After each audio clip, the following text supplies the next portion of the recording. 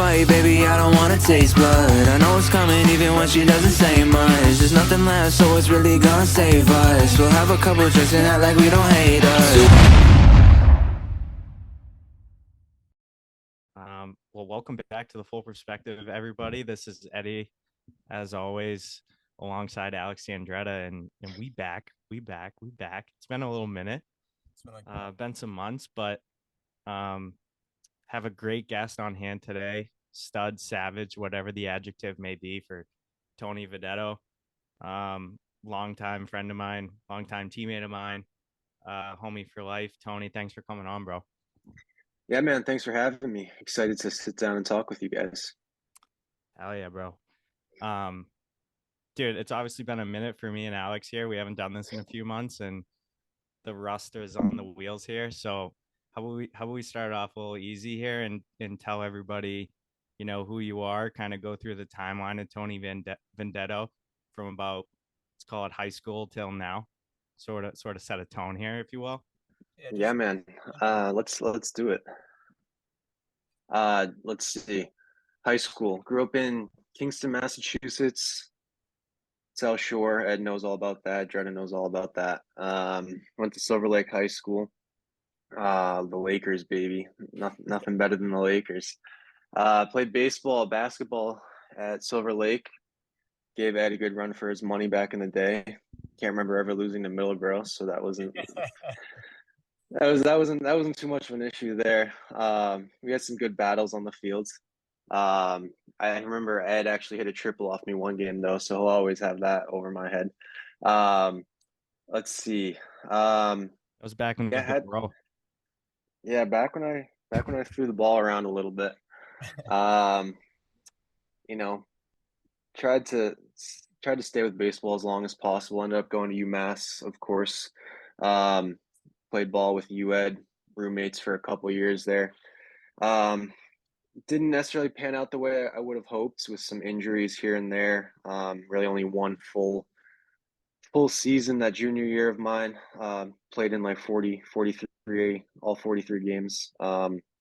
Pretty average year for a college first baseman. Couple home runs. Hit around 300. He hit 300 with like 10 jacks, which is not average. 10. Yeah, no, we're definitely wasn't close to 10 tanks. It was like 3, but we can tell the listeners it was 10. Yeah, I got my. And then what did you say, Dredda? Was that Dredda? I got my fair share of tanks, dog. You know what I'm saying?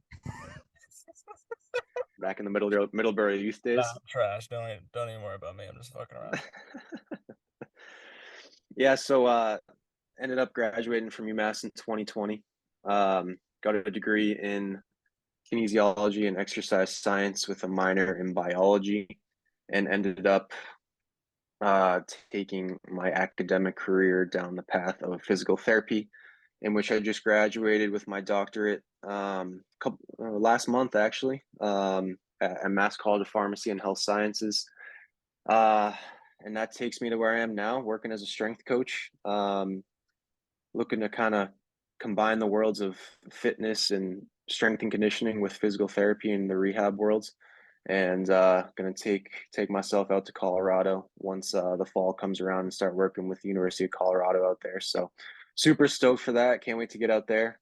But yeah, it's been cool. It's been a cool path. Unfortunately, some injuries led me to some, not playing as much baseball as I would have liked, but it kind of brought me to where I am today. So kind of comes full circle in that route. So yeah, looking forward to the future. Let's stop here and elaborate a little bit. I think for those listening, you're going to be with the university athletics over there in Colorado, right? Yeah. So it's the University of Colorado Sports Medicine Institute. So it's essentially like a physical therapy clinic on campus. We get to see some of the athletes that play on the athletic teams with the university, and then we also get to see a bunch of the kind of patient population that would be in the Boulder community. So it's a little bit of a split, but allows me to kind of get in with the athletics program while also kind of getting some outreach into the community. So yeah, looking forward to it. Is one of those athletic teams the football team? I think they play football at University of Colorado. Yeah. Coach Brian, ever heard of him? Dredda, you know who Deion Sanders is? Deion Sanders. Yeah, Yeah, can you guys hear me good? Is my mic chilling? you sound a little bit off. Yeah, I don't know what's good with my mic, but yeah, I know Deion Sanders, Doug. He's the head coach of Colorado Yeah, football. yeah, that's Yes, Tony's unbelievable. sir. Tony's Prime going time. there. That sounds like a great opportunity, dude. We're obviously gonna miss you on the east side, but you're gonna be killing it over there. Yeah, man. I mean, spent my whole life in Massachusetts. Been a good run, but kind of ready to see the country a little bit, broaden my wings a little bit, and start to fly. So, kind of looking forward to seeing seeing what's out there. Hell yeah, bro. And I'm glad that you brought that up, or we brought it up on the tail end too, because I think a lot of people who know you, you're not like a huge social media guy where you like making a huge announcement. You're kind of, keep it to yourself, tell your homies type thing. So if somebody out there is listening, somebody we used to play with, they're definitely going to be like, oh shit, Tony's going out to Colorado, help out there. That's freaking awesome. Yeah, definitely. Started up the PT Instagram page though. Go give it a Yep. follow if you I was going to want. bring that up. I'm gonna plug that. We'll Starting tag to you. get some videos out there, trying to get a little bit of some traction in the sports PT world. So getting out there a little bit. Yeah. We'll dive into that. My first question that popped into my head, T, was did your injury history growing up or towards the tail end of your career, did that influence where you wanted to be career wise, or did you kind of already have your mindset with that? Yeah, I think it definitely played a huge role. I always figured I would like to do something in the medical fields. I just never really knew exactly what that was going to entail. Um, my freshman year of college, I started off as a biology major with the pre-med track, kind of figured I'd maybe go into, med school or something of the sort. Um, and then, I suffered a torn UCL, had to get Tommy John. So that exposed me to the rehab side of medicine. And I really could see myself in that and kind of in those shoes and helping a young athlete like myself get back onto the field. So the PTs that I worked with played a huge role in getting me back onto the field. So it kind of like opened the door for me to be like, hey, I think this is something that I could do, when I, graduate from baseball. So kind of my freshman, sophomore year is when I made that transition from more of the pre-med track to exercise science and PT track. I really love the strengthening conditioning aspect of things. So that kind of led me to PT, and I absolutely love it now. So yeah, I'm happy I made that decision. And looking back, I wish I knew how to take care of my arm back in the day. But you never know. Maybe it wouldn't have brought me to where I am today. So it's kind of one of those, glass door, revolving door moments. So um, yeah, kind of grateful for it, but it was tough going through at the time. Yeah, like something that's disguised as a blessing, kind of almost. Yeah, you could say that for sure. I mean, I wouldn't, if I could go back and change it, I wish I could tell myself as a 14, 15, 16-year-old how to take care of my arm. But at the same time, like I said, you never know what with one thing if it's going to change kind of like your career arc. So it kind of if that was kind of my, life-changing moment for myself. So, kind of grateful for it for that today. Dude would have been in the bigs, bro. No, Not sure about that one. honestly, I'll brag for Tony a little bit. Tony's a straight killer on the baseball field. Like he was top five hitter like I've ever played with, hands down. I play with some. Tony knows you play summer ball. You play with some kids. Like I play with kids that are in AAA now, like Power Five schools. Like I throw Tony Videtto in that top five any day of the week. Appreciate that, Ed. Yeah, but honestly, Tony, and I think you'd say it straight from you, like it for you in the college game, it was just plagued with injuries, bro. It was kind of just like one arm thing led to the other, and that's kind of why I asked that question of like, is that where your passion lies today? Because you had it as hard as anybody did with injuries. Yeah, I think it's it's unfortunate because you know we had some great coaches going up. We played on a lot of the same teams together. Um, they taught us, and I'll speak for myself. They taught me kind of everything I know about baseball growing up. But there was always that piece missing of like arm care and taking care of your body, how to lift during the season, how to lift during the off season, how to take care of your arm during the season. I always felt like I was missing that, and looking back, it was something I was definitely missing. And I wish I had that kind of guidance growing up because, maybe those 4 years at UMass go a little differently. Maybe I play Yeah, all 4 years, but 100%. but then again, maybe my my sophomore year, my redshirt freshman year was kind of just a pitcher only, right? And Yeah, then suffered another injury, so that kind of led me back to hitting and more of the position player aspect. So for me, maybe I don't get back into hitting if my arm's healthy. Maybe I'm just a pitcher only. So, yeah, it kind of goes back to one thing leads to another. At the time, I was trying to do the whole two-way thing, but I always felt like I was a good hitter, but it was hard to balance pitching and hitting at the time. And I feel like if my arm was healthy, maybe I don't have those opportunities to hit as much as I did later on in my career. So who knows how it would have went, but kind of weird how it all works out. yeah. What's the what do you think is the biggest like misconception that you see a lot of like high school kids deal with like you mentioned training and lifting and strengthening and arm care and stuff like overall if you were to sort of sum it up, what do you see a lot of kids do that's sort of you kind of just sit there and you're like, yo, what are you doing? Yeah, I mean, that's a loaded question. There's so many things I see now that, go into that. Just being a strength coach now, it's tough. You see a couple different ends of the spectrum. You see the kids who kind of work out too much. We've been around those kids before, but then you see the kids who don't work out enough. And, we're trying to find that happy medium, right? So there's also the kids who throw too much or don't throw enough or don't know how to take care of, they don't know how to like plan out their weeks to how they're going to throw. I think the biggest thing is just throwing volume. I think that leads to the most amount of injuries probably.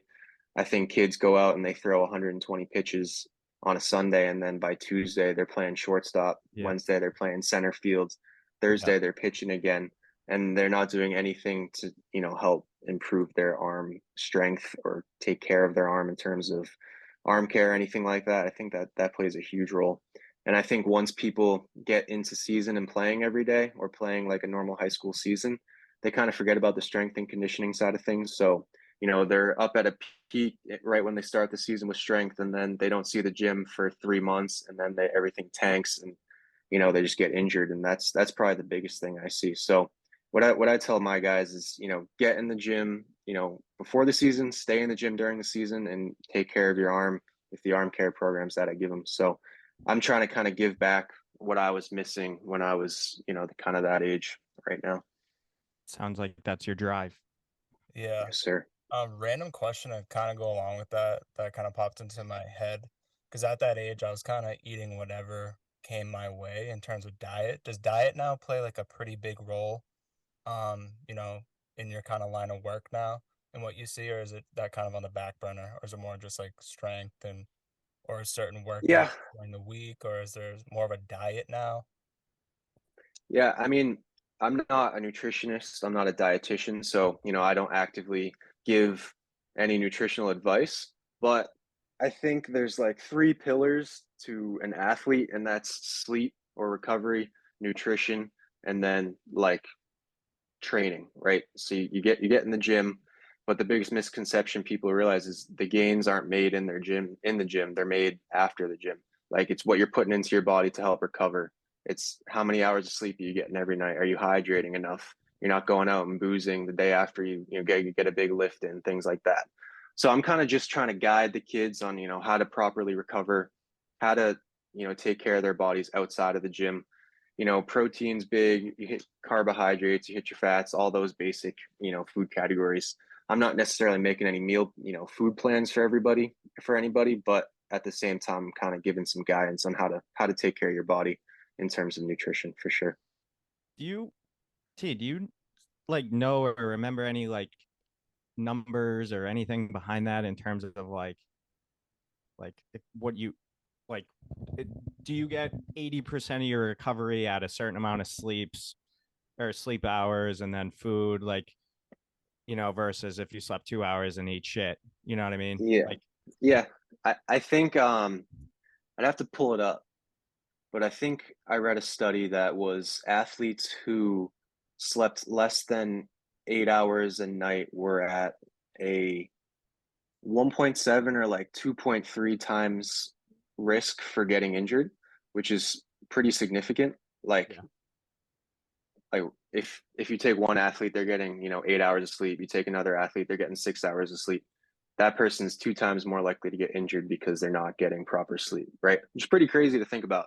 That is crazy. Two times might not seem like a lot, but out of you know two sprints to first base, that person might strain their hamstring because they're not getting enough sleep. Small things like that, they go a long way in the rehab world for sure.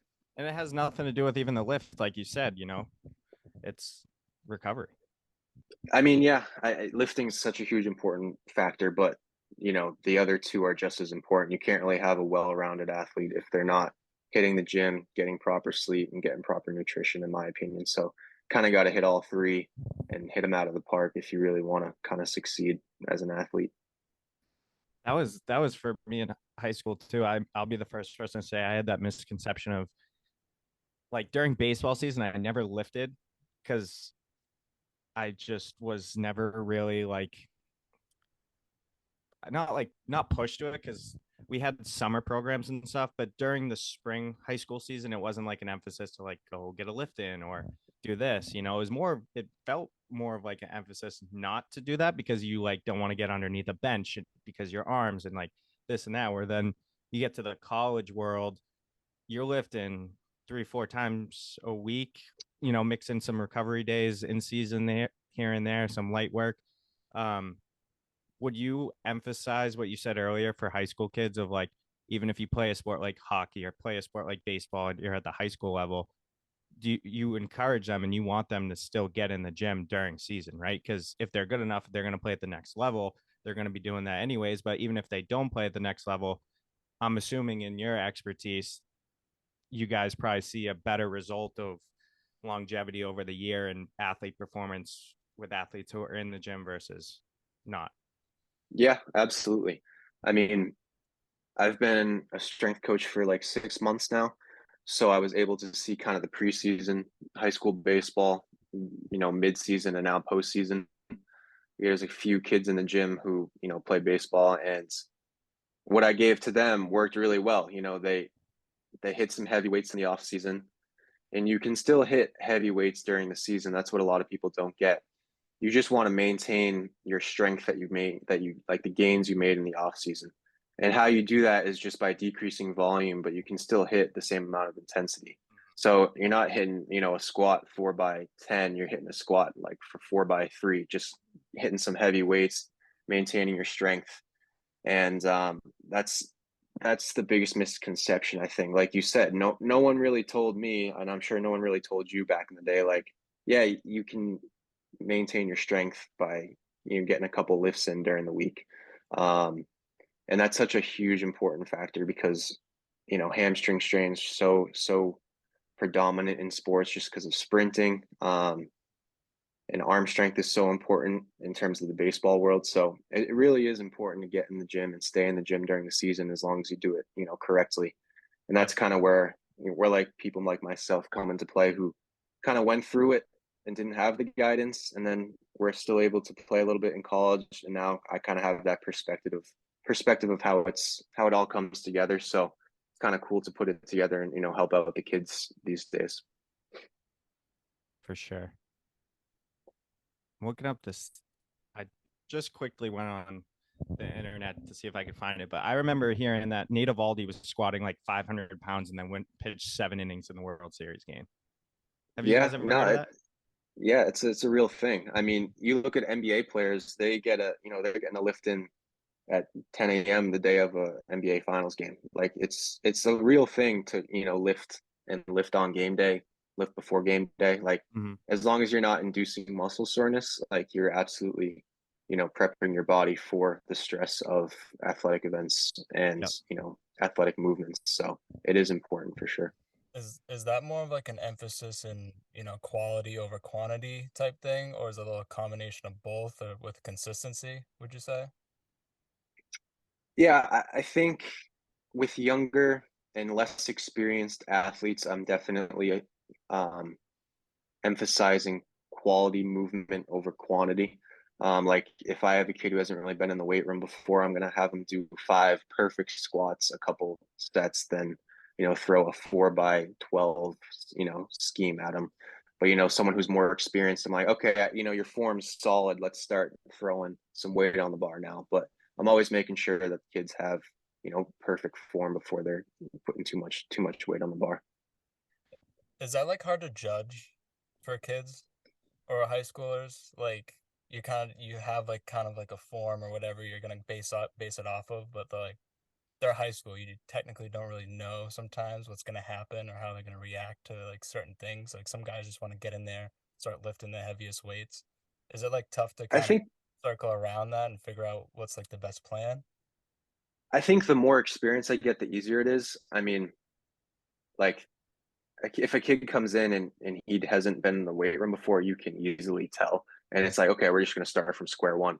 Whereas if someone comes in and they're experienced and they're a good athlete and they move well, we're going to start a little slower, but then we're gonna throw some more stuff at them, kind of get more weight on the bar quicker than someone who hasn't had that experience. So you can tell, someone like myself who's kind of more experienced with it now. I can definitely tell who's been in the weight room, who hasn't, where we need to start, and then how we progress so that we're making smart choices rather than putting too much stress and getting injured. So we're definitely, like myself, I'd say we're definitely starting slower, and that's something that I feel more confident in now that I have more experience with it.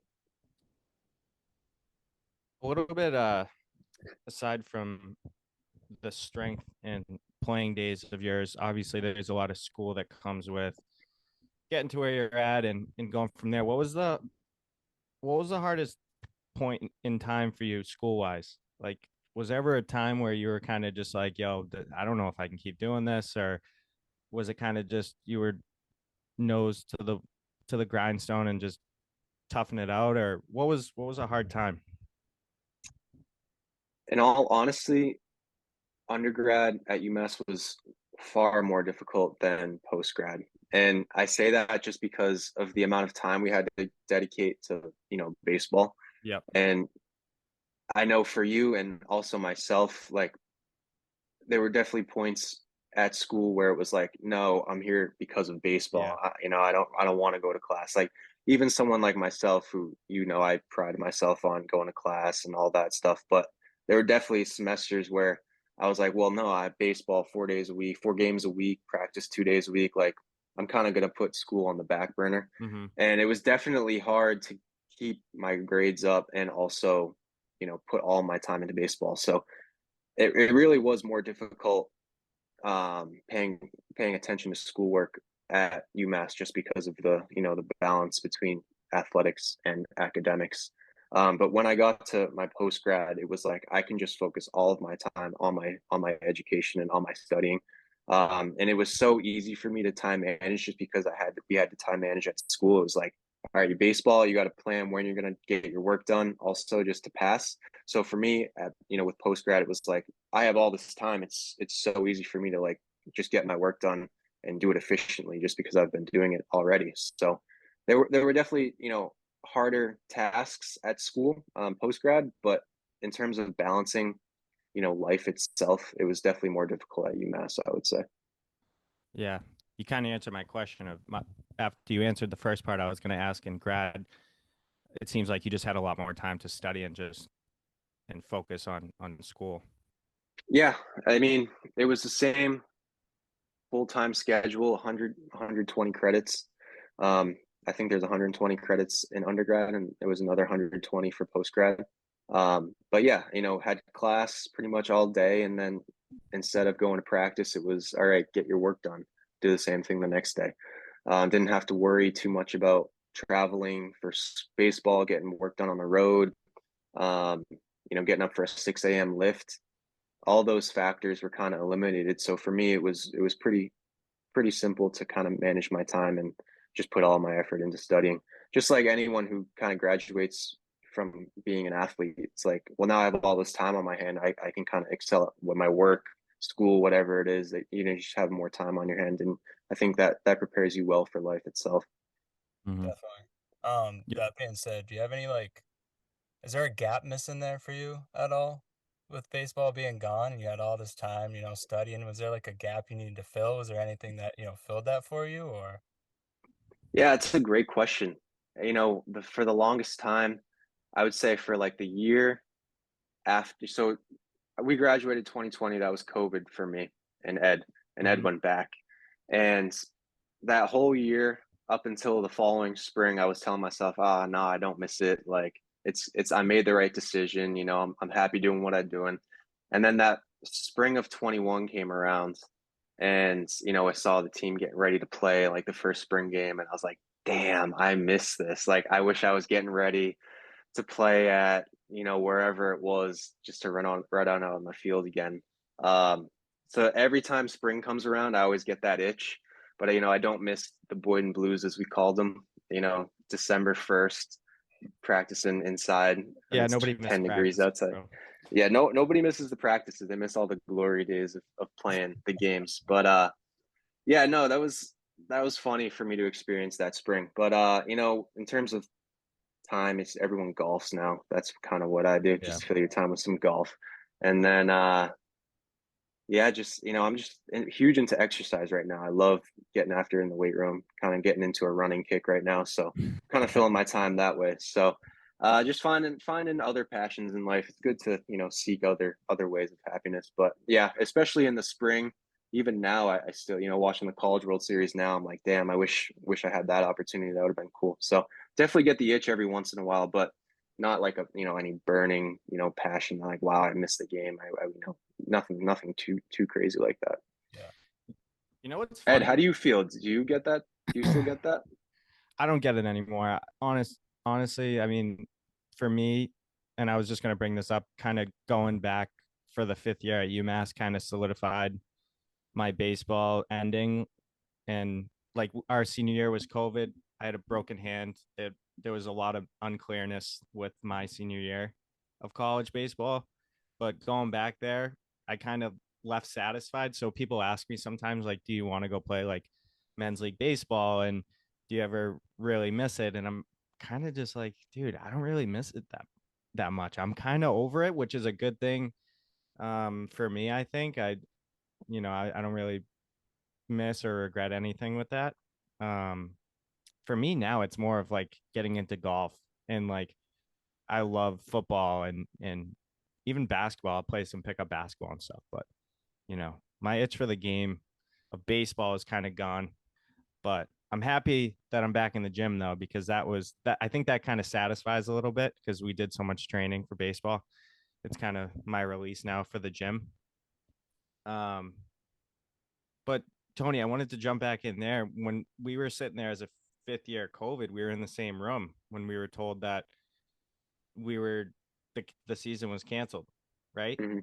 And myself and a couple other guys were kind of teetering, like because we didn't know what was good, we didn't know Yeah. what was going on. We teetering on whether we want to go back or take it off. But you were one of the few that said, "I'm good. Like I'm going to school, man. I'm going straight to school." I know. Um, so you kind of just knew like that your baseball career was done in 2020 once the Corona ended the season, and you just said, you know what, I'm just going to school, right? Yeah, I know. Looking back, it's kind of crazy that it happened that way. Unlike you, I mean, I remember you saying like, I got to go back. I need some closure with the game.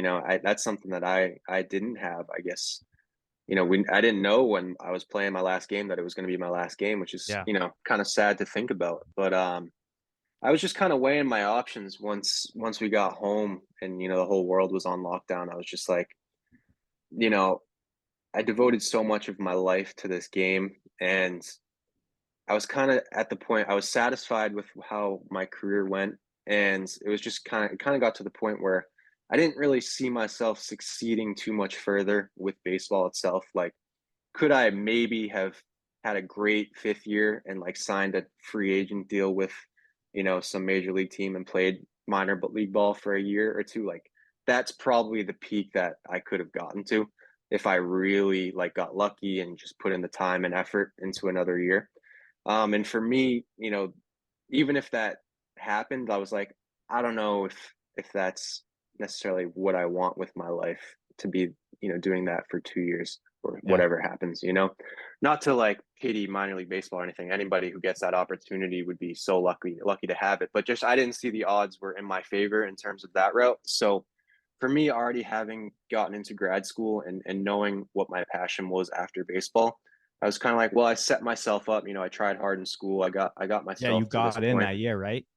Yeah, it was that February right before the season I got in, so I knew that following year, whatever happens with baseball, I was probably going to school. So it was great to have that in my back pocket. And then COVID hit and everything kind of hit the fan. I was like, oh man, do I want to go back for another year? I'm in school. Maybe I don't get in next time I apply. So it was kind of one of those things where I just weighed my options and I took the route that I thought would best benefit me in the long run. I definitely have a little bit of regrets not staying another year and kind of wish I, maybe stayed another year. Who knows what would have happened, but, can't really dwell on that too much. I'm happy with the decision I made, but it was definitely a difficult decision. One I wish we didn't have to make. I wish we had that full season just for myself so I could be like, yeah, this is my last game. This is the last time I'm going to be stepping on the field and kind of have that closure. So not having that sucked, but everything happens for a reason. So Yeah. kind of glad where my path took me now anyway. So it's all good. Kind of run it back just a little bit because you said you got Tommy John. Is that correct? Yes, sir. That's correct. Yep. During that rehab process, this came up because one of our last guests on here, when he was growing up, he was playing baseball and he had Tommy John at a pretty early age. And he was prescribed obviously meds for it. And a little later on, he got kind of addicted to those pills or whatever the painkillers was. Do you see that a lot by any chance in like the physical therapy world? That you see, guys or whoever athletes coming in and they're trying to rehab and maybe the way they're doing it might be a little on edge, not on edge, but you trying to guide them in a certain way, or is there anything that you've ran across that's kind of similar to that? I honestly, I don't see it as much with young athletes as I do, older geriatric patients. I think the youth handles pain a lot better than the elderly population, and I think um, from what I've seen, they tend to take the prescription meds longer than the youth, and I think that just has to do with pain tolerance. I can't necessarily speak to that 100%, but um, I know for myself, I remember only taking like maybe one or two of the prescription meds I was given, just kind of made me feel terrible. Mhm. And from my own perspective, I was like, well, I don't want to keep taking these. And I think a lot of people who are younger tend to feel that way about them, and I think their parents kind of tend to feel that way too. But for some whatever reason, it is the elderly population seem to use the medications more often. And like I said, it might just be a pain tolerance thing, but I find that they're using the medications longer after whatever surgery it is, as opposed to the younger athletic population. So I don't really have too much experience with that, but that's kind of what I can speak to. Yeah, I've always just wondered or had wanted to know different perspectives on it. Because I feel like it just keeps coming up for some reason over and over again whenever I hear about athletes and they're going into surgeries, like there's that weird question mark around it.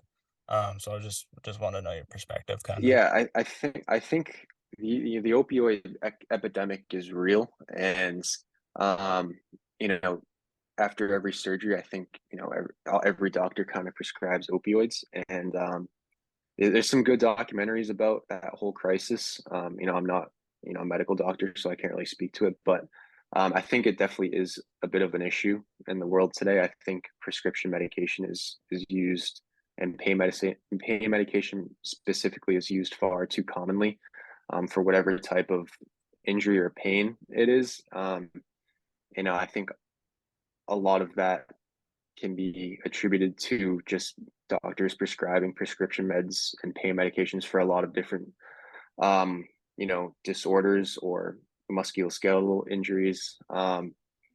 and I'm on the rehab side of things. So, when someone comes in with pain, the last thing I'm going to do is be like, yeah, go take some pills and it'll get better. Like, I'm the complete opposite. I'm like, let's Yeah. avoid any pain medication as as much as we can, and we're going to exercise, we're going to strengthen ourselves, we're going to move away from the pills, and we're going to get in the in the weight room, where we're just going to start exercising, because I think exercise heals all. And I think that can be applied to pretty much any injury or pathological issue that people deal with, not necessarily disabilities, or kind of like metabolic issues like diabetes or anything like that. But in terms of pain medication, I think there are definitely better routes in terms of exercise and lifestyle changes and habits that can be addressed before just prescribing someone oxycodone or something like Yeah, that. You know what I mean? absolutely. No, I think you said that perfectly. That's kind of how I look at it too. Like habits, that's the biggest thing. Yeah, Creating good absolutely. ones, creating the good ones, and attempting to minimize the bad ones, right?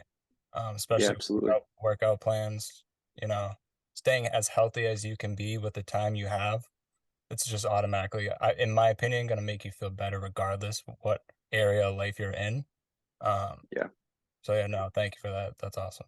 And I think I heard someone recently say, you know, if you only had one car in your lifetime, you would do everything you can to like maintain it and keep it in like tip top shape. And that's kind of how now I look at like the human body. It's like you're only given one heart, one set of lungs, all these internal organs. You only got one of them. You gotta take care of yourself Yep, if you want to live a long, healthy life. And that starts, with exercise. And I wish this could be, everyone could hear this. Like, exercise is the best medicine for everybody. So that's kind of where I start, and that's kind of my whole background now, is like, we just got to get people being more active, being less sedentary. And I think that could solve a lot of problems with the obesity epidemic and all that stuff that's absolutely. going on right now too. Not to make it deep or anything, but that's No, just No, kind we of where like I'm deep. at right now, We yeah, like deep. we live for that. This, so you know, Um, Kind of speaking on that, Tony, I'll do a little advertising for you. I'm on your Instagram here.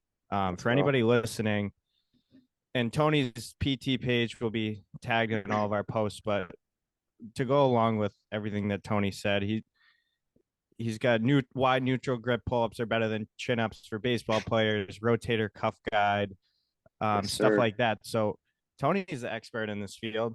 Tony's always been the genius amongst people that I've known. But Tony's also taking it to an athletic level, been doing it himself, and kind of what we've been talking about the past 30 minutes of having that experience and seeing it all and putting his experience into what he does. So, Tony, awesome Instagram page, and obviously we love what you're doing here. Um, Appreciate that, man. my question for you, and it kind of just dawned on me, was you're a huge strength and conditioning guy. Mm. Do you do anything for your mental health? Do you meditate or do anything to go along with that peak body of yours and your students?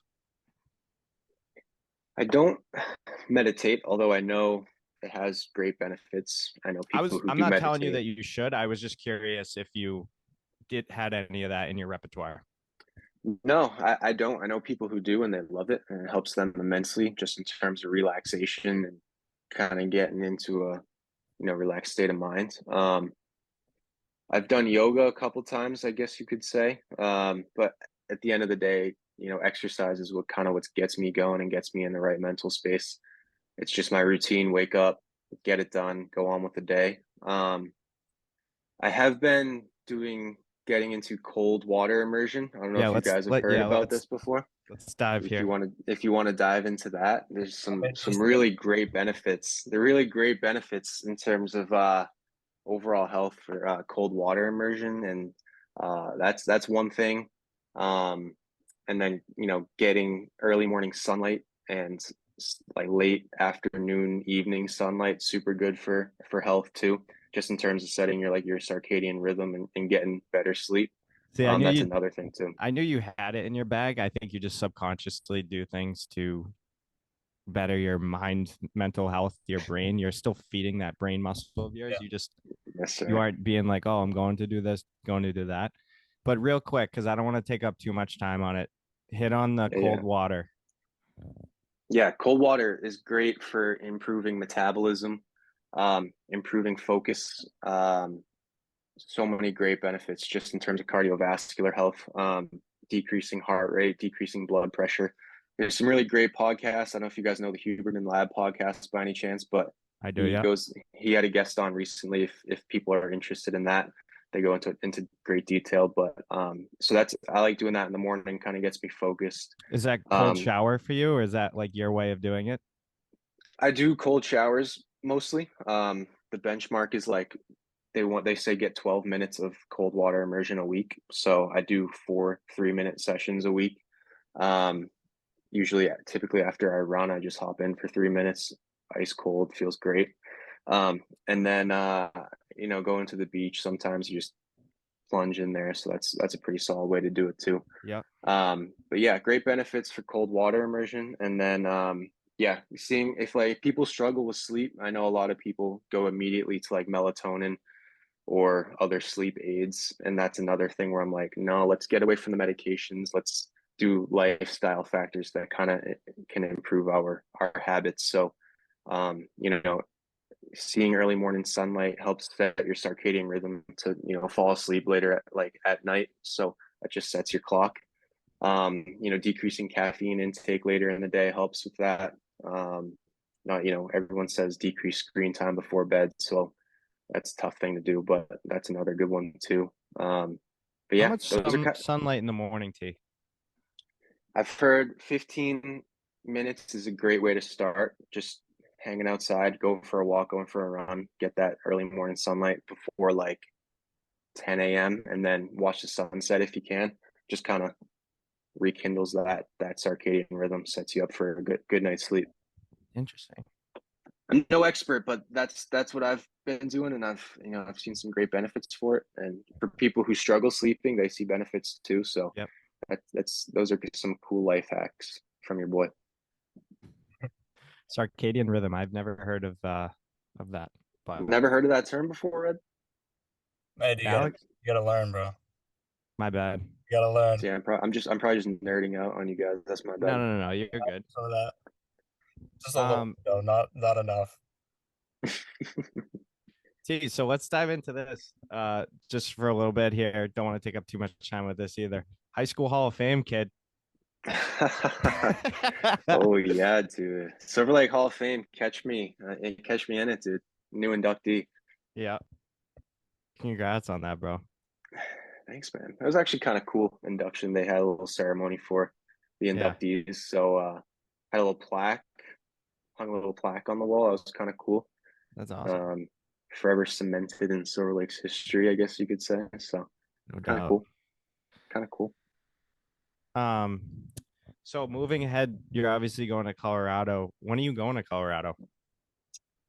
My start date is August 21st. So Coming up. Yeah, 2 probably months. right around early August, mid-August, head out there, move into an apartment, and then get going.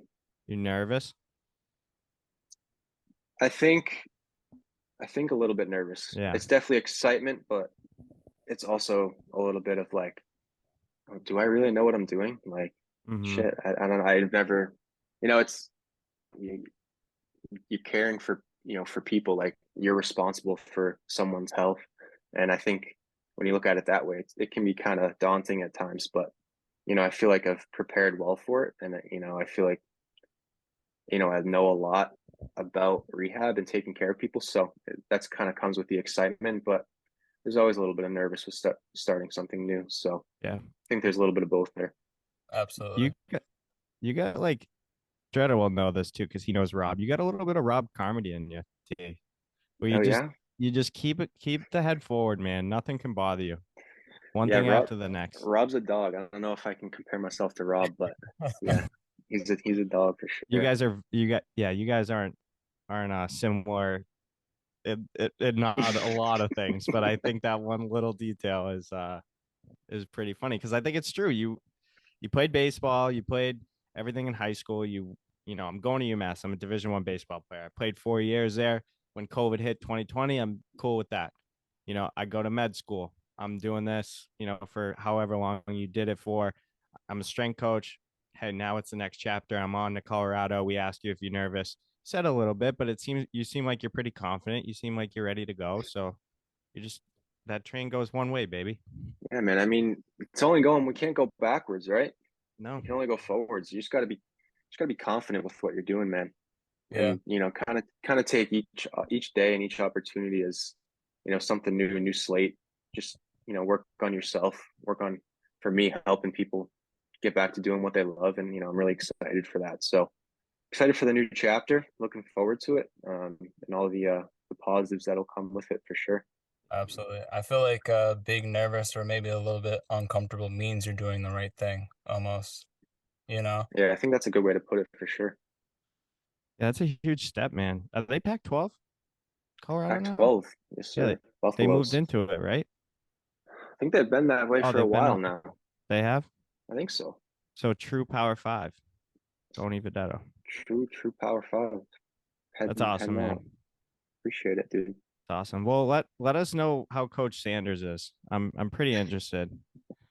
Hopefully we come pretty tight. We'll see what the interactions like with the medical staff and the Yeah. team itself. So I'll have to report back.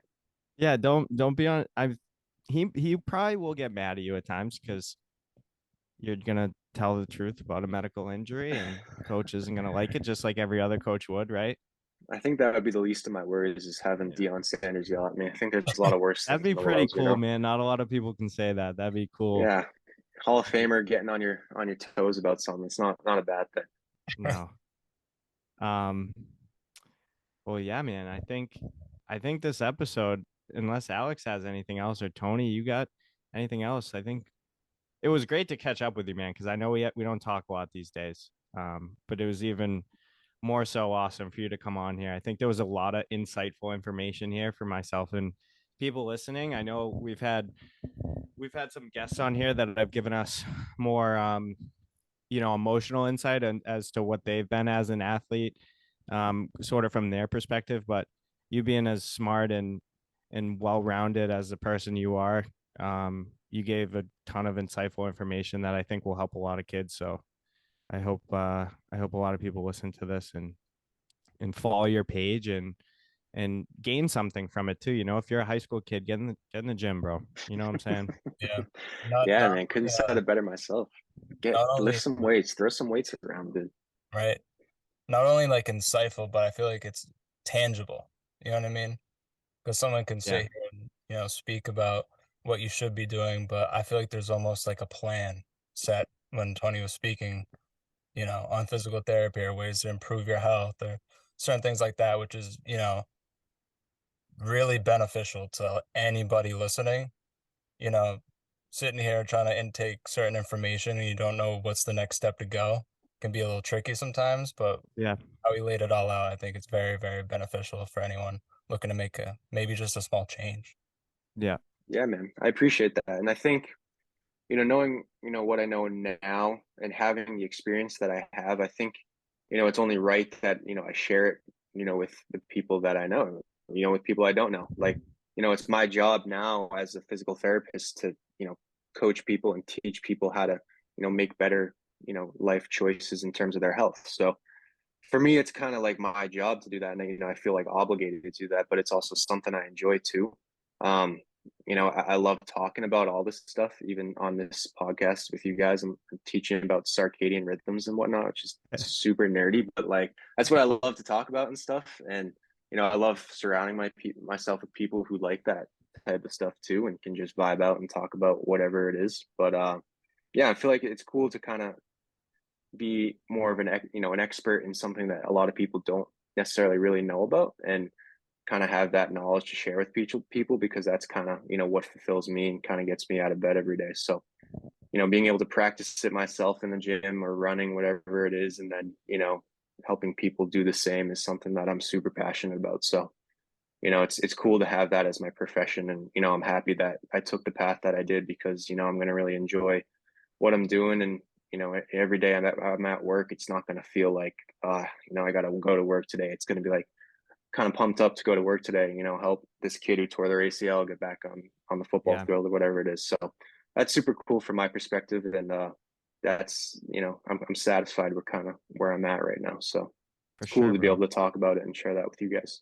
Yeah, for sure. And like I mentioned before, we're gonna tag both your accounts on Instagram. So if you guys are listening and interested and excited about it, go follow Tony's PT page. A lot of good information on there. And reach out to T if you have any questions. And if he doesn't answer, you reach out to me and I'll get the answer for you. No, I'll answer whoever reach out. If anybody does, I'm here. Oh, you'll have some. You'll have some. We got some coaches listening on here. They'll Love want to that. know. Love that.